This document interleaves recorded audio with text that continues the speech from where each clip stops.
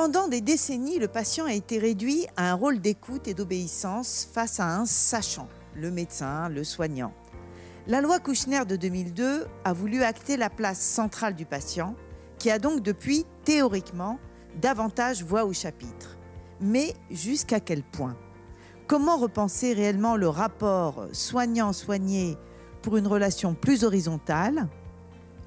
Docteur Chaboch, je commence par vous.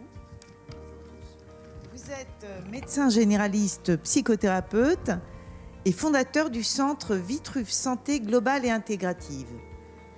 Comment la santé intégrative, et vous allez nous expliquer un petit peu ce que c'est en quelques mots, peut-elle améliorer ce rapport? Tout d'abord, il faut qu'on se recontextualise.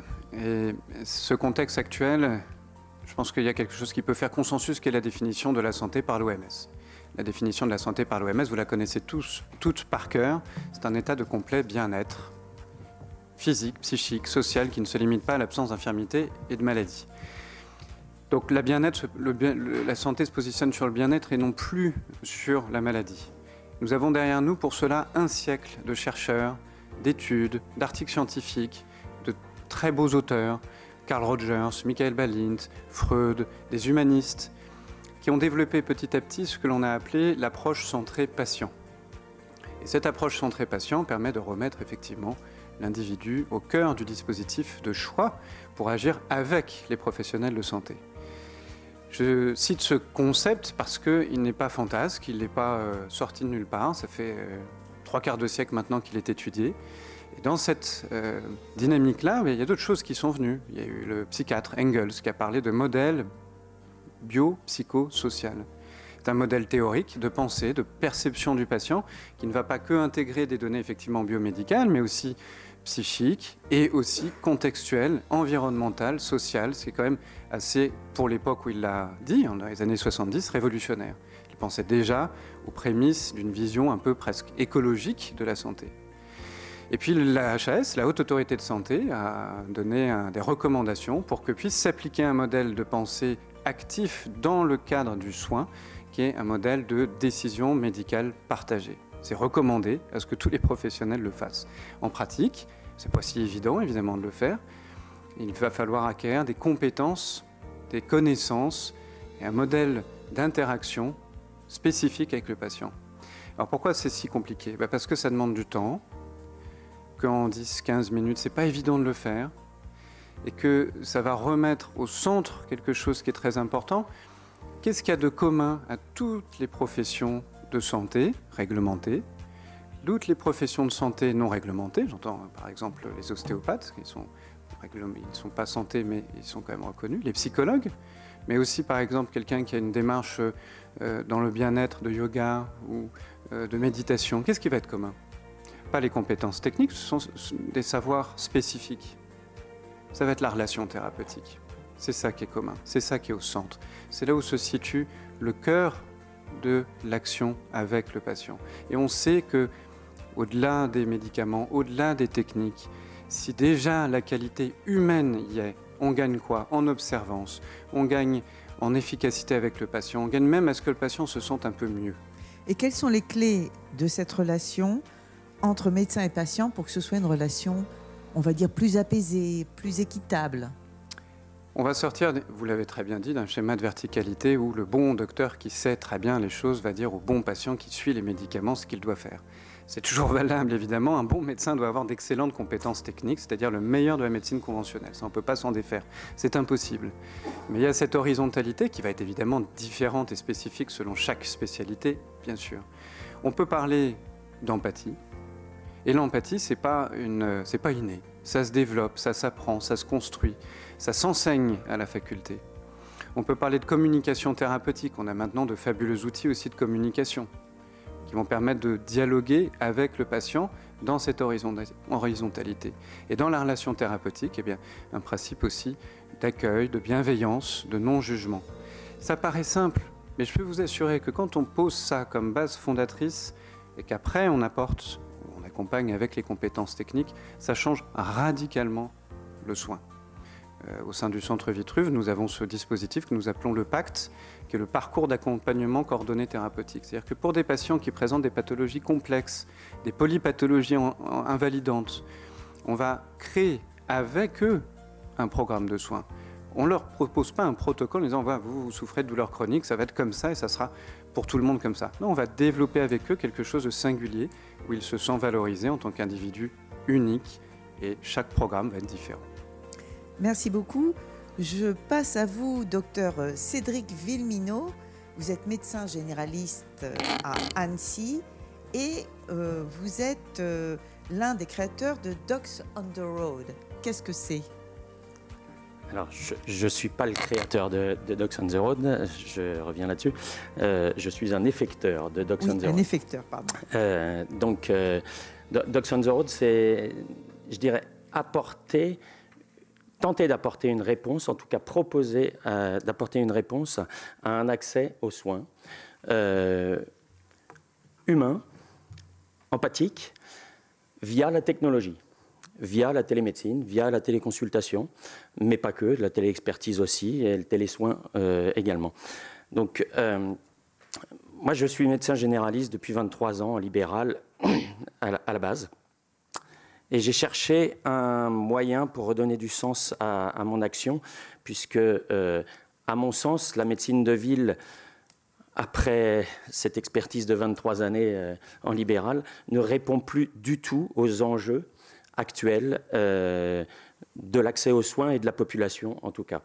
On a des défis majeurs, je l'ai entendu depuis ce matin en tout cas, on a des défis majeurs à relever en médecine générale, qui sont l'accès aux soins, tout simplement, désengorger les urgences, bien entendu prendre en charge ce qu'on ne fait plus aujourd'hui en médecine de ville, et désolé pour mon discours disruptif, c'est presque une colère, hein, désolé, mais c'est prendre en charge le grand âge, les pathologies chroniques, la perte d'autonomie, le handicap.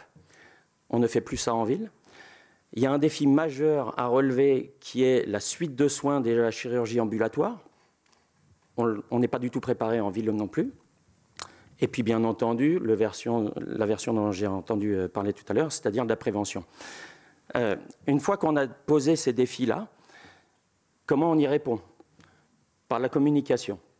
J'ai entendu encore tout à l'heure à la table ronde précédente le manque de communication dans notre profession, dans notre corporation, trans et interprofessionnelle aussi. On n'arrive pas à transmettre en tout cas je dirais les demandes et les plaintes des patients, et on n'arrive pas à y répondre de l'autre côté de façon structurée, de façon collaborative.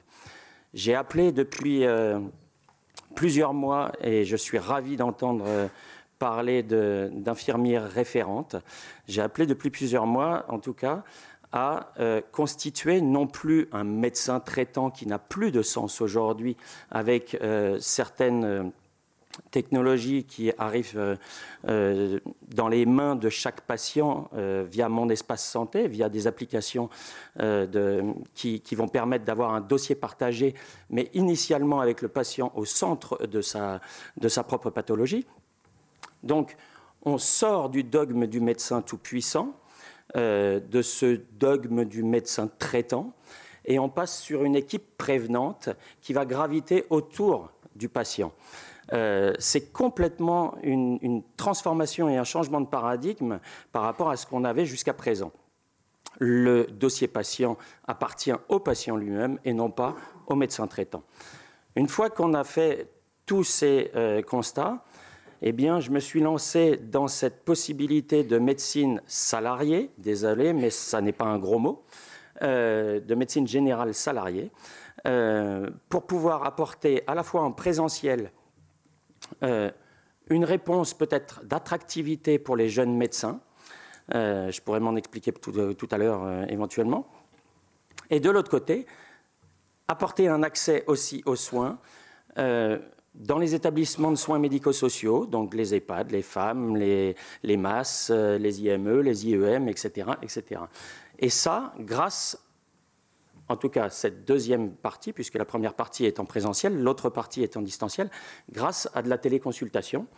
Et bien entendu, de la téléconsultation, dans ce cas-là, assistée par un professionnel de santé, les infirmières, les pharmaciens éventuellement, qui sont nos yeux, nos oreilles, et avec, bien entendu, j'ai entendu parler de confiance tout à l'heure, eh bien, cette relation de confiance dans cette équipe traitante. À partir du moment où on prend en charge des patients en téléconsultation dites assistées dans des établissements de soins médico-sociaux que l'on connaît, eh bien, à ce moment-là, on a une relation de confiance avec les équipes et on apporte un soin de qualité, une célérité aux soins également. Comment vous analysez ce que vient de dire le docteur Villeminot et vous, de votre point de vue et du point de vue du patient expert, peut-il avoir un rôle lui aussi dans cette équipe? Effectivement, il y a une équipe pour mettre justement le patient au cœur de tous ces problèmes. Il doit être accompagné. Pour cela, effectivement, le médecin, l'équipe soignante en fait partie, mais il y a également le père aidant. Patient expert, certes, mais le père aidant qui est quelqu'un de très important pour le malade, pour le patient, parce que finalement, il voit au loin donc une porte qui peut s'ouvrir. Il voit que tous les possibles sont faisables, que eh bien, cette personne père aidant, que l'on appelle également intervenant père aidant, ou père praticien, ou mentor, également mentor père aidant, eh bien que je peux guérir, j'ai une possibilité. Enfin, voilà, l'horizon s'ouvre.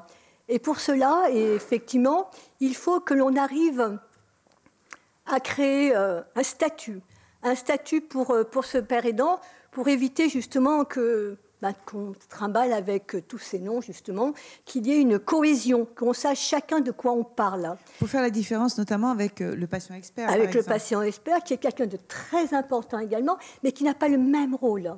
Chacun son rôle. Mais pour ça, effectivement, il faut qu'il y ait une définition des rôles.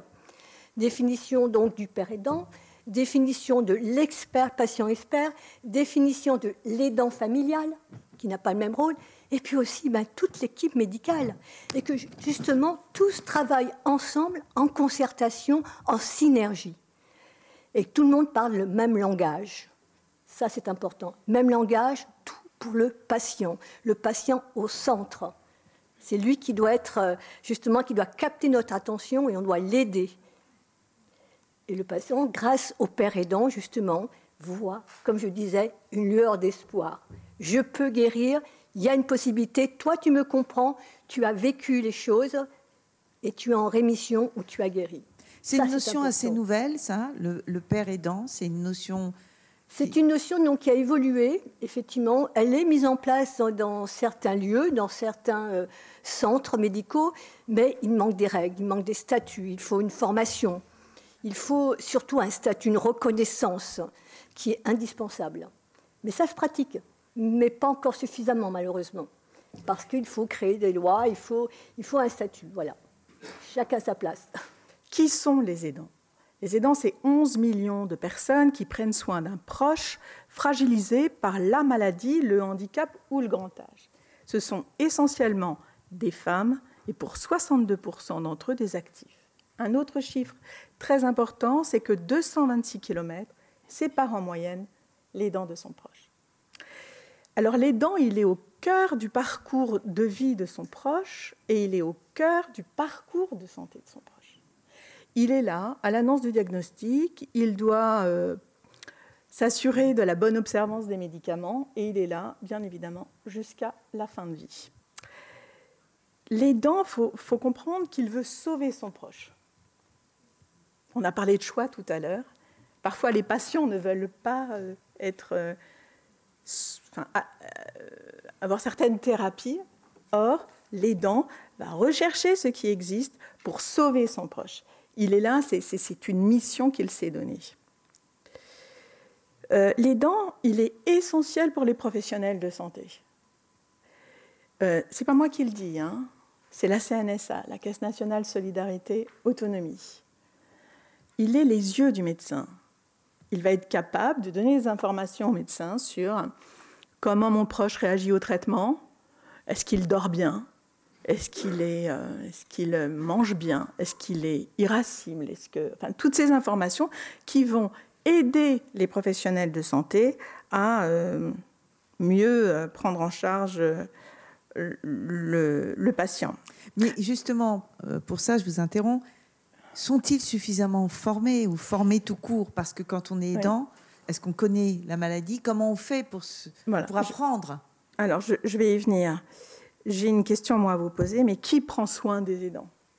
Oui, parce que qui est une autre, voilà. qui était ma question à venir après. Ah d'accord, pardon. Alors, parce que 20% des aidants repoussent, voire renoncent à leur santé quand ils sont aidants. Absolument. Les gynécologues nous disent que quand ils ne voient pas leurs patientes pendant 4 ans, ils savent qu'elles sont aidantes, et je vous le confirme. Donc il y a un vrai sujet, là, quand on demande aux patients de venir à l'hôpital avec son proche en consultation. Pourquoi on ne prévoit pas une consultation pour les dents en même temps ou à côté? Enfin, j'en sais rien. Je ne suis pas pro de santé, je ne suis pas dans l'organisation de l'hôpital, mais il faudrait penser à cela parce que les gériatres attirent notre attention sur un phénomène, c'est que les aidants décèdent, des aidants âgés, avant leurs proches malades dans le cadre de maladies neurodégénératives. Et ça, c'est un vrai sujet. Ben oui, si vous avez 80 ans et que vous vous occupez de votre mari qui en a 83, qui a la maladie d'Alzheimer, et que vous faites tout de A jusqu'à Z seul, il y a un moment où vous allez vous épuiser.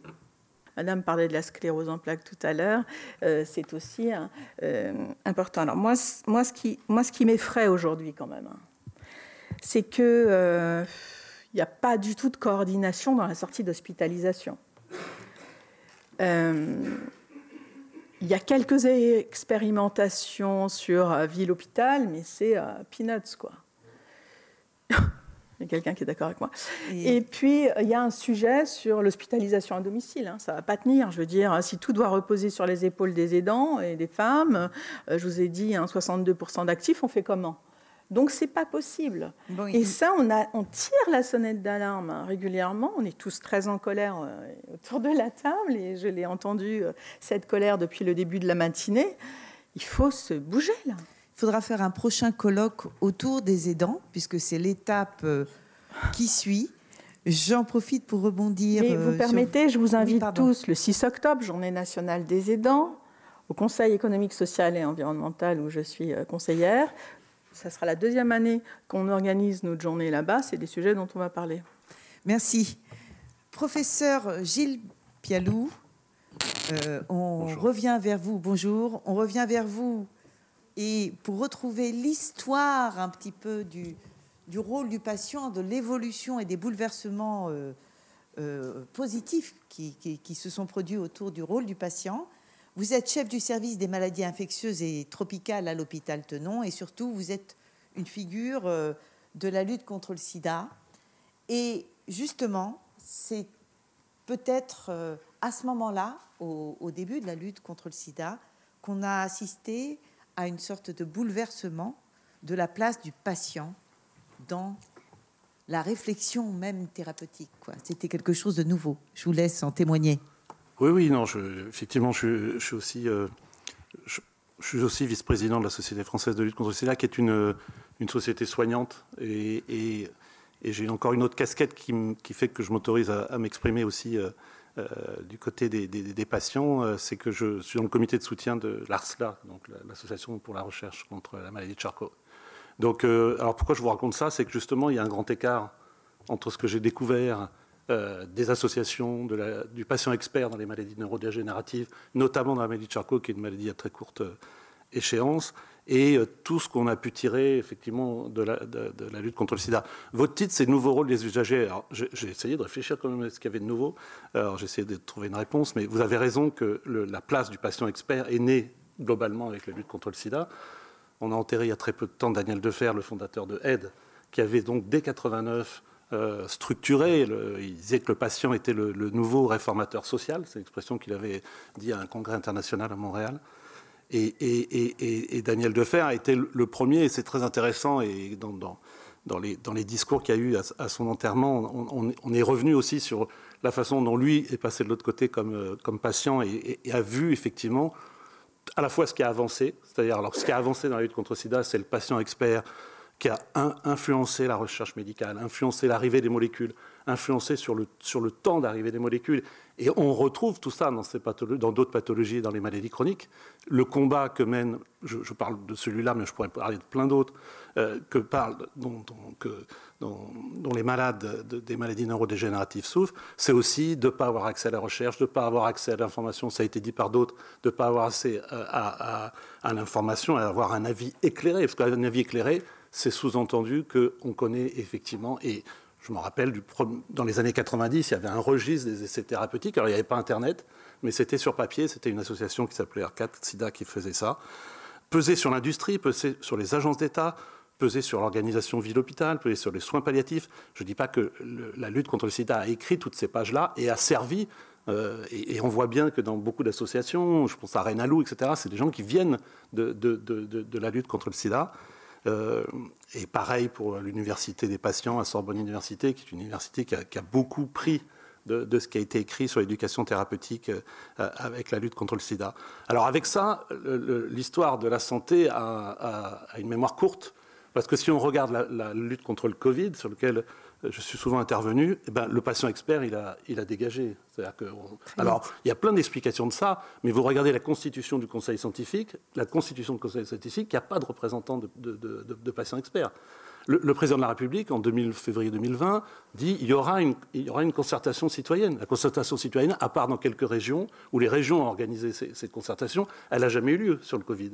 Donc ça s'est fait. Alors, on dit ah oui, il n'y mais avait pas de recul non plus pour avoir un patient expert Covid.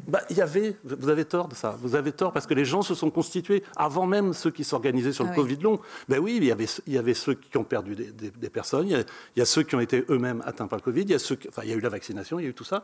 Donc effectivement, et c'est pas. Je suis d'accord avec vous qu'il n'y a pas l'effet de recul, mais la lutte contre le sida en 89, nous on avait un décès tous les 3 jours. Là aussi, il y avait une notion de guerre. Vous voyez ce que je veux dire ? La notion de guerre n'empêche pas qu'on laisse le patient expert sur le coin de la route. Et ça, le Covid, il faudra en tirer. J'ai 3 autres choses le lien justement entre le sida, c'est la dispersion des associations. C'est-à-dire qu'effectivement, il y a une vraie problématique que je vois dans les maladies neurodégénératives. Vous avez un patient, en gros, vous avez une association. Et ça, cette dispersion, c'est vraiment une difficulté. Le 3e point, pour répondre à la question du nouveau rôle, c'est qu'évidemment, et ça a été une des bases, je sais qu'il y a des gens qui sont dans ce groupe, moi j'ai été invité à Action Patient, donc la réunion de plusieurs associations, c'est la défense de l'hôpital public. Alors là, je le dis en tant qu'hôpital universitaire, l'hôpital public ou le système de santé ne sera jamais défendu tant que les associations de patients ne seront pas en première ligne.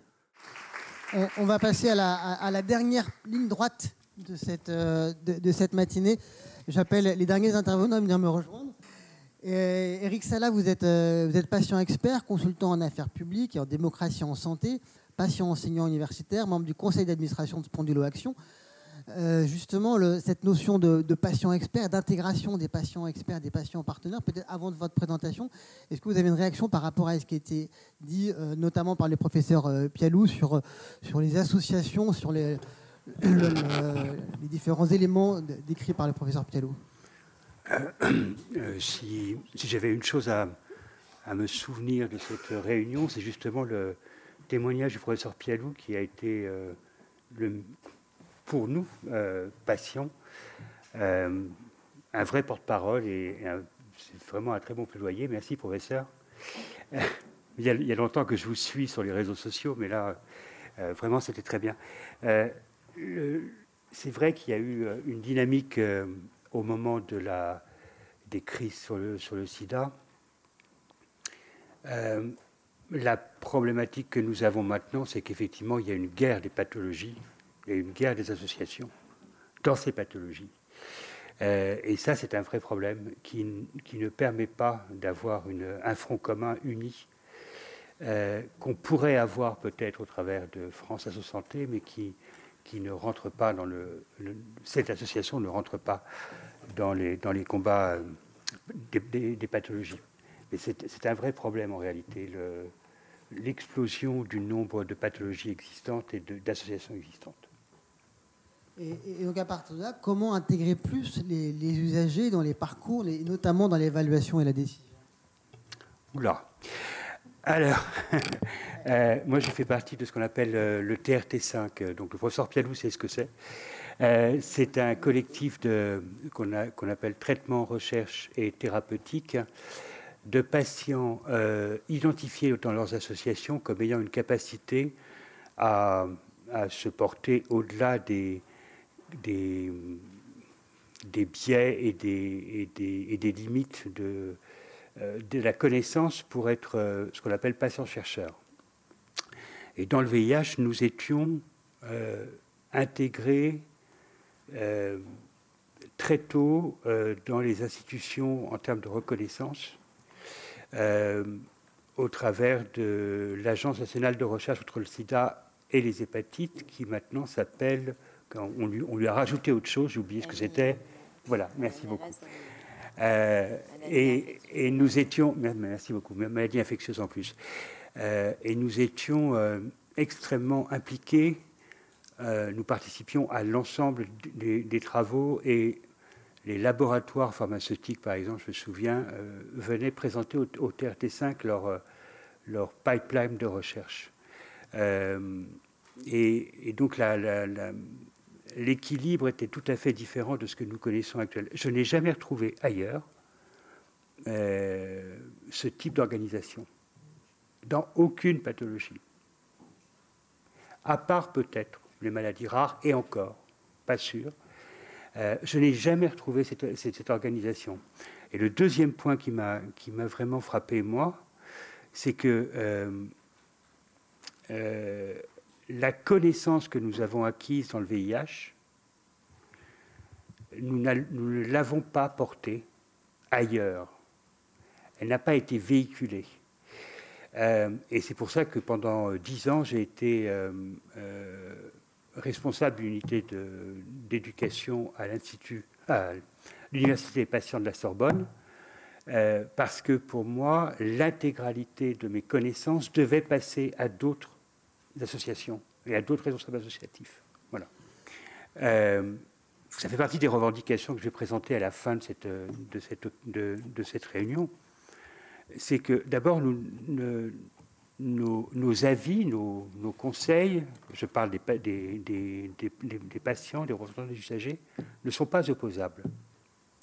Donc, on veut bien nous consulter, mais suivre nos avis, ça c'est encore une autre histoire. Donc déjà, c'est un vrai problème de légitimité. Et la deuxième problématique, c'est le niveau de formation de qui nous sommes. Nous sommes bénévoles. Ce bénévolat a un coût pour nous énorme et surtout nécessite un besoin de formation pour nous mettre au niveau de nos interlocuteurs, qu'ils soient médecins, certes, professionnels de santé, mais qu'ils soient aussi institutionnels, politiques. Et ça pose un problème, parce que nous n'avons pas les moyens. Ces deux problèmes principaux empêchent un véritable développement et une véritable écoute. Voilà. On reviendra peut-être un peu plus tard sur ces revendications. Marie Botteux, je vous voyais réagir. Vous êtes présidente de la Fédération française de la peau. Comment vous voyez justement l'évolution des rôles et peut-être d'abord une réaction à ce que vient de dire Eric? Moi, je ne peux que valider la difficulté pour les associations, en particulier les petites associations. Elles sont toutes en grande difficulté aujourd'hui. On est face à un double déficit, un déficit humain, parce que, comme toutes les associations aujourd'hui, on est confronté à la crise du bénévolat, et ça, c'est un gros problème. Et puis, on a des grosses difficultés financières. On sait très bien que les finances, c'est le nerf de la guerre. Et on a parlé précédemment du Covid. Les années Covid ont empêché beaucoup d'opérations de collecte de fonds. Et aujourd'hui, les associations sont face à un hiatus complètement aberrant. C'est qu'on leur demande de plus en plus, et ça je ne peux que valider, la place du patient est de plus en plus demandée, et c'est très bien, mais on ne nous donne pas les moyens de le faire. On n'a pas ni les moyens humains, ni les moyens financiers de financer des formations. On n'a pas la reconnaissance sociale du travail que font les associations. On est donc face à quelque chose de complètement incohérent. On nous sollicite de plus en plus et on a de moins en moins les moyens de satisfaire à cette sollicitation et à remplir nos missions. Un des éléments dans les associations du domaine de la santé, si jamais, par malheur, on a un financement trop important par les labos, on perd le droit d'être représentant des patients. Les labos sont diabolisés, n'empêche que sans les labos, on n'aura pas de traitement. Donc il faudrait à un moment que la société soit cohérente et entende qu'on peut avoir un vrai partenariat financier avec des laboratoires sans pour autant être leur âme damnée. Il y a d'autres solutions aussi. Dans d'autres pays européens, l'État finance un minimum de frais de fonctionnement des associations qui leur permet d'avoir une pérennité et qui leur donne une liberté, un équilibre financier. En France, il n'en est pas question. Seule France Asso Santé a pu obtenir des subsides. Mais comme l'a très bien dit monsieur, il y a des missions que France Asso Santé ne remplira pas. Du coup, comment peut-on aujourd'hui parler de démocratie en santé, sachant que la plupart des petites associations vont disparaître à échéance de 5 ou 10 ans? On ne pourra plus parler de démocratie en santé parce que beaucoup de patients, et notamment les maladies rares, auront perdu leur porte-parole. C'est vrai qu'on se retrouve un peu dans tous les discours de la journée. On voit vraiment une grosse colère dans le domaine de la santé. On le ressentait nous aussi en tant que représentants de patients souffrant d'eczéma, une maladie que tout le monde connaît, mais qu'on n'imagine pas en fait l'impact que la maladie peut avoir sur le quotidien. Donc c'est vrai qu'à l'association, on essaye de travailler sur la reconnaissance de la maladie à travers des études de qualité de vie qui sont pour nous un outil indispensable pour faire comprendre l'impact de la maladie sur le quotidien. Notamment, nous avons fait une étude sur l'eczéma, le fardeau de la maladie à l'âge adulte. Parce que c'est vrai que quand on a créé l'association en 2011, la maladie, on avait l'impression qu'elle s'arrêtait à l'âge de 18 ans. Il n'y avait aucune littérature scientifique qui montrait qu'après 18 ans, en fait, la maladie était encore présente. On a fait tout un travail avec l'association, avec les professionnels de santé, pour montrer que la maladie, après 18 ans, elle était toujours présente, malheureusement, pour les patients, et qu'elle avait un impact sur la sexualité, sur la vie au travail, sur la vie sociale, parce que quand on a de l'eczéma, on doit faire attention à toutes nos activités, on ne peut pas sortir comme on le veut, parce qu'il va faire trop chaud, il va y avoir du pollen, alors il va falloir mettre en place des petites astuces pour pouvoir sortir et profiter de la vie comme tout le monde. Donc c'est vrai qu'on essaye d'être assez actif là-dessus, mais effectivement, le problème financier des associations est vraiment très important. En tout début d'année, on part avec 0 budget, il faut trouver les projets qui sont importants pour nous, mais qui soient aussi portés par nos partenaires, donc c'est pas toujours évident à mettre en place. Mais voilà, financement, c'est un peu les deux leviers qui sont toujours problématiques pour les associations.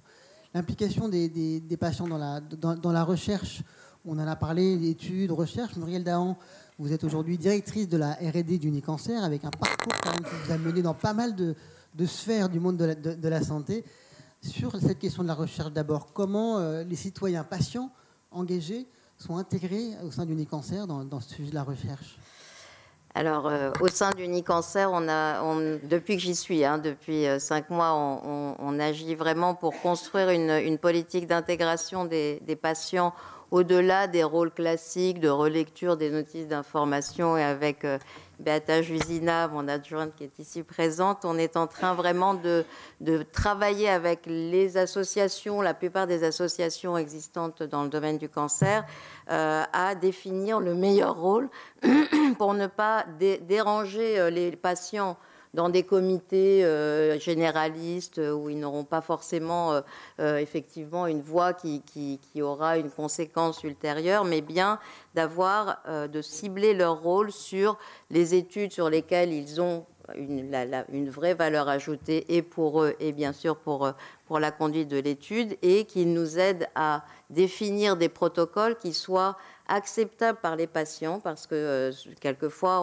on prévoit logiquement tout un tas de prélèvements, d'imagerie, etc., qui ne seront pas forcément utilisés par la suite et qui vont rendre l'étude peu acceptable pour le patient, donc compromettent même la réussite de l'étude. Et ça doit se faire tout au long du parcours de l'étude et également après la réalisation de ces études, dans des études de vie réelle, par exemple, où on a absolument besoin d'aller là où est le patient. Le patient, il n'est pas forcément très longtemps à l'hôpital, il est aussi en ville, enfin, il est surtout en ville, il est surtout chez lui, et il est surtout avec des professionnels de ville, et donc médecins, pharmaciens, infirmiers et tous les professionnels dont a besoin le patient devraient pouvoir à l'avenir être intégrés dans la recherche, au moins sur le cancer, si ce n'est sur les autres pathologies, bien sûr. Mais cette évolution-là, c'est celle que nous essayons de construire au travers d'une charte, au travers d'une intégration des patients dans les comités, dans les groupes dans lesquels ils sont les plus experts, et puis quand même avoir une réunion de ces patients au sein de réunions au bout de 2 à 3 fois par an pour les faire échanger et pour définir des stratégies pour l'avenir. C'est comme ça qu'on est en train de concevoir la recherche et la participation la plus utile et la plus gratifiante pour tous. Docteur Nora Berra, justement, cette démocratie en santé, ces revendications, comment les politiques peuvent se saisir de ce sujet pour aller plus loin? Comment les politiques s'en saisissent? En fait, ils ont les cartes en main, en vérité. C'est-à-dire qu'il y a une mobilisation de la société civile, et c'est heureux parce qu'elles ont un rôle de plaidoyer. Ils rassemblent en leur sein aussi tous ces mouvements associatifs, des patients qui sont experts finalement de leur santé, qui sont aussi pourvoyeurs d'expériences, de partage de ce savoir de leur propre pathologie. Et l'État, les pouvoirs publics sont les dépositaires de tout ça, et c'est au pouvoir public effectivement d'engager une mobilisation, une reconnaissance d'abord, donner la légitimité à ces mouvements, et ensuite d'intégrer dans la réglementation des dispositions. Donc ça, c'est globalement, oui, l'État a pleinement son rôle. Je peux dire que lorsque j'étais en responsabilité, j'ai créé la Journée nationale des aidants. Je pense qu'on a beau être en responsabilité ministérielle, on est aussi des aidants, on est aussi concerné comme n'importe quel citoyen par la vie des gens. On est pareil, donc cette sensibilisation elle est aussi mobilisatrice. Je pense que là aussi, des décisions peuvent se prendre à la lumière justement de cette expérience aussi. Donc la Journée des aidants en 2010, ça a été le point inaugural de cette reconnaissance. Reconnaissance ne dit pas légitimité aussi, donc c'était juste un point de départ. Il y a eu des choses qui ont évolué, puisque le congé aidant, enfin il y a énormément de choses qui ont été prises en compte et en considération. Pour autant, toujours pas de statut, toujours pas de cadre finalement défini par l'État. Qu'est-ce qu'on entend par l'aidant? Qui est l'aidant? Dans quelle mesure il intervient? Quel droit il a auprès du patient vis-à-vis des professionnels de santé? Il y a tout ça finalement à conduire comme réflexion. Alors l'État, évidemment, je ne reviens pas sur la question, mais vous avez bien compris que en fait, l'État est là pour accompagner. Il n'est pas là pour décider à la place, mais pour accompagner. D'ailleurs, l'État français est plutôt, même s'il y a beaucoup de choses à améliorer, hein, je ne vais pas dire le contraire, mais il y a quand même, on peut dire que la France est aussi un exemple hein, au sein des pays dans le monde, puisque au niveau multilatéral, c'est en 2010 simplement qu'on a commencé à s'intéresser aux déterminants sociaux hein, de la santé. Quelqu'un la définissait tout à l'heure, de la santé. Donc, cette déclaration de Rio en 2010 a été génératrice finalement de l'intégration des déterminants sociaux dans la définition de la santé et donc, par conséquence, l'intégration des usagers, une promotion de l'intégration des usagers dans les décisions politiques. Et puis, il y a eu aussi tout un débat autour de la couverture universelle qui, là aussi, a réaffirmé en 2019 la place de l'usager dans les politiques de santé. Donc ça, c'est au niveau gouvernance. Donc nous, on est plutôt, on a plutôt bien fait les choses puisque le patient, l'usager, depuis Gilles Pianou, merci d'avoir rappelé toute cette historique puisque j'étais moi-même médecin du sida en 90 jusqu'à la fin de mon parcours professionnel. Mais oui, on a vu effectivement les patients qui étaient eux-mêmes promoteurs finalement des décisions et qui engageaient le pouvoir public à les intégrer, à tenir compte de leur voix. Hein. Et c'est vrai qu'ils étaient là au niveau de la NRS, Gilles l'a très très bien dit, pour juger de la pertinence, de la non-pertinence, des orientations à prendre en matière de recherche, de l'acceptabilité aussi des patients vis-à-vis de la recherche. Donc, il y a eu pas mal d'évolutions. Le sida a été un peu le laboratoire de tout ça. Alors, je ne dis pas qu'il n'y a rien eu de fait. C'est un peu le verre à moitié plein ou le verre à moitié vide. Je préfère dire parler du verre à moitié plein parce que de là, l'expérience du sida a été inspiratrice pour de nombreux plans de santé publique, puisque l'usager est intégré dans les plans de santé publique désormais. Il siège au niveau de la Conférence nationale de la santé, au niveau des CRSA, des conférences régionales, des CPTS également, donc il siège, mais effectivement, il n'est que consultatif.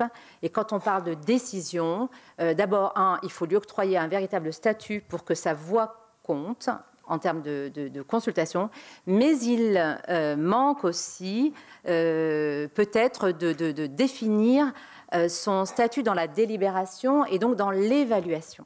Donc le TRT5 promouvait effectivement la place du patient dans les protocoles de recherche. Muriel a également dit qu'au niveau Unicancer, les patients étaient partie prenante des protocoles. Mais moi, j'ai envie de dire qu'il faut aller plus loin et véritablement travailler sur un statut de patient évaluateur.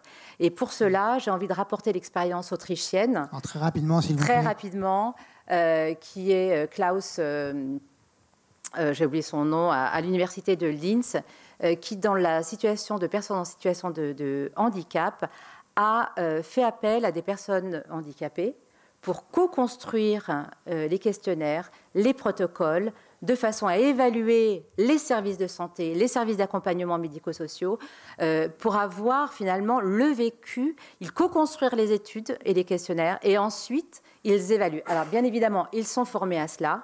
Eux-mêmes, ensuite, travaillent sur l'évaluation. Et dans le rendu de ces travaux, rendre lisibles et compréhensibles ces résultats pour qu'il y ait une appropriation de leur pairs. Et ça, je crois que c'est très important. C'est peut-être une voie de réflexion qu'on devrait aussi conduire à l'échelle de notre pays. Merci beaucoup. Alors, comme le timing avance, on va très vite passer à quelques questions de nos grands témoins aussi. Merci Damien, en effet, oui. Comme pour la séquence précédente, donc nous avons souhaité clore cette table ronde en donnant la parole à deux grands témoins. Donc j'ai le plaisir d'accueillir Joëlle Bealish-Allard. Madame Bealish-Allard, vous êtes gynécologue de formation. Vous pouvez rester à votre place, comme ça vous avez un micro, il suffira juste d'appuyer sur le bouton. Et vous êtes donc aujourd'hui présidente du Collège national des gynécologues et obstétriciens français. Et Monsieur Jolin, vous êtes président de l'association des facteurs humains enfants. Et puis, je dirais accessoirement, vous êtes professeur agrégé de maths agrégé et anesthésiste de métier. Je m'arrêterai là parce que ça va être un peu long. Moi, je représente une spécialité où, comme chacun sait, nous avons eu quelques difficultés avec quelques usagères, en tout cas, parce que je voudrais tout de suite dire que l'enquête nationale périnatale, par exemple, a montré que 96% des femmes sont satisfaites de leur suivi de grossesse. 96%, c'est pas rien. Et 96%, désolé, c'est le même chiffre, de leur prise en charge en salle de naissance. Cela dit, tout n'est pas rose, parce que tout est rose pour la majorité des femmes. Je reconnais qu'il y avait quelques problèmes. Israël Nizan vous a exposé ce qu'on avait fait dans le label. C'est vrai que les choses se sont un peu gâchées en 2021, juste quand je prenais la présidence. C'est un hasard, mais c'est comme ça. Et donc, qu'est-ce qu'on a essayé de faire? On a essayé de restaurer la confiance, parce que, je suis désolée, j'animais moi-même une réunion ce matin et je ne pouvais pas écouter tout, mais c'est vraiment passionnant tout ce que vous racontez. Et on a envie d'y participer. Donc, nous, qu'est-ce qu'on a fait? On a voulu restaurer la confiance, et pour ce faire, on a fait une charte de la consultation de gynéco-obstétrique, où on a conscience que ce n'est pas n'importe quelle consultation. Aller chez le gynéco, ce n'est pas aller chez un cardiologue. Hein. C'est une certitude et on en a conscience. Et donc, on a essayé de dire qu'il fallait baser la consultation sur un respect et une bienveillance mutuelle. Est-ce que les patients sont au courant de cette charte? Alors, c'est ça l'enjeu. Nous avons essayé, on l'a diffusée très largement. Elle est publiée, elle est en accès libre sur Google. Mais une enquête d'Endomide, une association de patientes avec qui on travaille beaucoup, et EndoFrance, a montré que 96% des femmes souhaitaient la charte, mais que l'été 2022, la charte est parue en octobre 21, seuls 17% des femmes l'avaient vue dans la salle d'attente de leur médecin. Donc là, il y aurait quelque chose à faire. On a repris notre bâton. Comment améliorer cette information? Eh bien, on a pris notre bâton de pèlerin. Nous la présentons encore plus. Je réponds personnellement à tous les journalistes et je leur envoie systématiquement à tous la charte. Le but, c'est qu'elle soit vraiment affichée dans toutes les salles d'attente de France et de Navarre. Et il y a maintenant la même charte qui a été faite pour la prise en charge en salle de naissance. Et puis surtout, avec les usagers et avec le CIAN, il y a les recommandations pour la pratique qui sont parues, elles, en janvier, qui disent bien dans quel cas c'est utile de faire un examen et on va vous le proposer, libre à la femme de l'accepter ou non, et dans quel cas ça n'est pas indispensable. Et donc, il est bien que tous les praticiens de France respectent cette charte. Merci beaucoup, madame. François Jolin, je vous ai présenté comme président d'une association. J'aurais également pu vous présenter et ajouter que vous êtes directeur général de l'organisme de formation Safety Academy, car vous considérez que la formation est un levier essentiel dans cette construction patient-soignant. Merci pour votre invitation et pour cette question. Effectivement, c'est quand on veut co-construire, un des éléments essentiels. La première étape, c'est évidemment d'identifier les parties prenantes. Donc là, ce qui est intéressant dans cette discussion et ce qu'on a pu voir, c'est qu'il y a effectivement énormément d'associations, peut-être un peu trop, ou en tout cas une lutte des maladies, une lutte des associations. Mais la deuxième chose, c'est évidemment d'engager les usagers, de partager leur expérience. Et c'est l'occasion pour moi aussi d'évoquer la Patient Safety Database, qui est une plateforme anonyme de reporting sur laquelle... Rapidement, s'il vous plaît, excusez-moi. Sur laquelle on a... Si vous ne m'interrompez pas, c'est rapide, merci. C'est vrai, je suis d'accord. Donc sur laquelle on a en fait pas mal de retours d'expérience qui sont partagés. Et en fait, la vraie difficulté qu'on a aujourd'hui en médecine, c'est qu'on n'a pas perçu que c'était une activité à risque. Et ça, c'est un élément qui est majeur et qui nous manque dans la formation initiale et continue, alors surtout initiale, mais là c'est un autre combat, et qu'on déploie aujourd'hui de plus en plus avec la formation continue. Alors comment y recouvrir justement pour assurer pour promouvoir la bientraitance, qui était un point essentiel des tables rondes précédentes? Comment est-ce que ça aussi vous permettrait de bien les promouvoir? Bien sûr, la bientraitance, ce qu'il faut comprendre, c'est que c'est un phénomène qui émerge, c'est quelque chose qui est systémique, et qui est un peu comme la sécurité, quelque chose qui va reposer à la fois sur des acteurs individuels, mais également sur des procédures, une organisation, une culture. Ça a été dit précédemment, il y a une inculture médicale, mais pas que, probablement du système de santé, et cet activisme qu'on doit aujourd'hui porter, il est aussi dans cette direction de la bientraitance. Il faut savoir que un soignant peut être attentif, mais ça ne va pas faire pour autant des soins sécurisés. Et de la même façon, un soignant peut être bienveillant, ça ne va pas être pour autant une institution bien traitante. Et donc c'est bien ça qu'il faut comprendre, c'est que c'est quelque chose qui est émergent et que c'est un vrai travail d'équipe. Or le problème aujourd'hui, c'est qu'on est formé plutôt dans la compétition, Et donc ça, c'est quelque chose qu'il faut qu'on change parce qu'on doit être en fait hautement coopératif. Une dernière question, c'est le problème de la consanguinité. Je crois que c'est vous qui l'avez qualifié ainsi, la consanguinité dans le monde de la santé. Je vous laisse maître de vos propos, hein. Oui. Mais comment envisagez-vous de pouvoir y remédier justement pour promouvoir cette co-construction et sortir de la démarche sachant-patient? Effectivement, j'évoque souvent la consanguinité, alors c'est volontiers provocateur. Une forme d'activisme peut-être, mais c'est vrai que donc moi je me suis reconverti, j'étais mathématicien de formation initiale et j'ai été assez surpris par cette monoculture, cette consanguinité intellectuelle, et je pense qu'une des réponses à la question qui est posée par cette table ronde, c'est justement d'avoir une diversité. L'association Facteurs Humains en Santé, par exemple, c'est une association qui est extrêmement diversifiée par ses profils. On a des pilotes, des contrôleurs aériens, des chirurgiens, des aides-soignants, des patients experts, des gens comme Claude Rambaud, par exemple. Donc on a évidemment une diversité. C'est ce qui nous manque aujourd'hui en santé, parce qu'on est sur en fait un système complexe, mais avec une monoculture. En tout cas, quelque chose qu'il faut développer. Donc la diversité, c'est, je dirais, ma réponse principale.